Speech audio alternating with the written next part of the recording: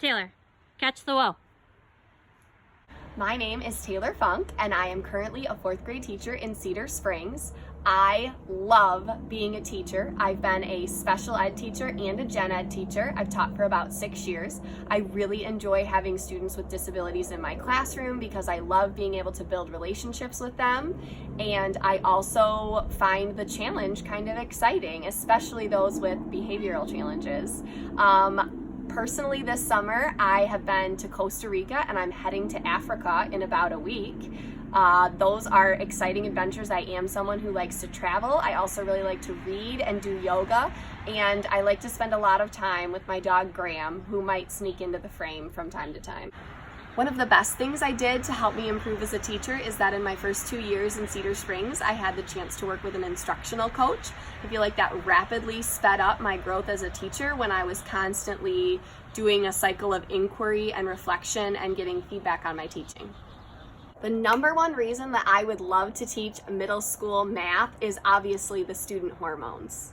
Just kidding, that's not it, but I do appreciate that at this age it's a really pivotal time. They're taking risks and figuring out their personalities and their sense of self, and I am really excited about math. Math has always been my favorite subject to teach in the elementary setting, and so it's exciting that I would get to focus on that and hopefully bring that enthusiasm to kids at an age where math is getting a lot harder and frustrating. So when asked about data, I am a nerd. I love data, but I have also heard an expression that I think really sums up the time we're in education, which is that we're data rich and information poor. So we don't have a lot of the information maybe from the tests that our kids are already taking to plan steps and improve their instruction. So actually, this is something that I talked about when I wrote my book, and I have a whole section on assessment.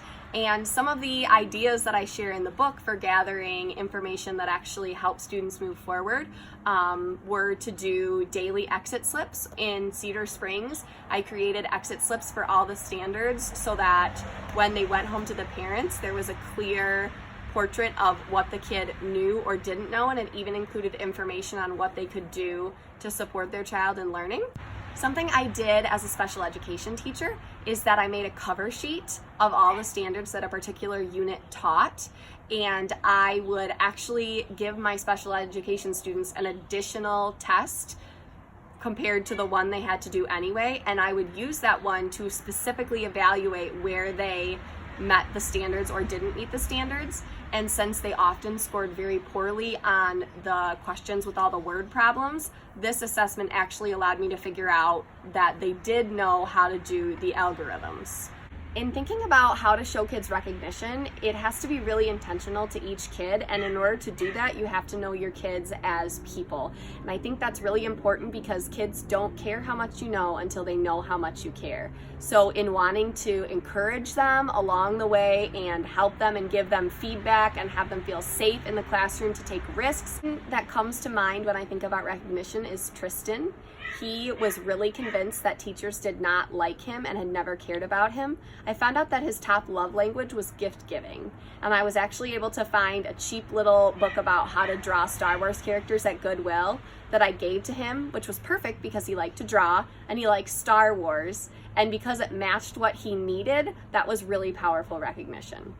Thank you for the opportunity to talk to you today. I hope I'll be seeing you in an interview soon.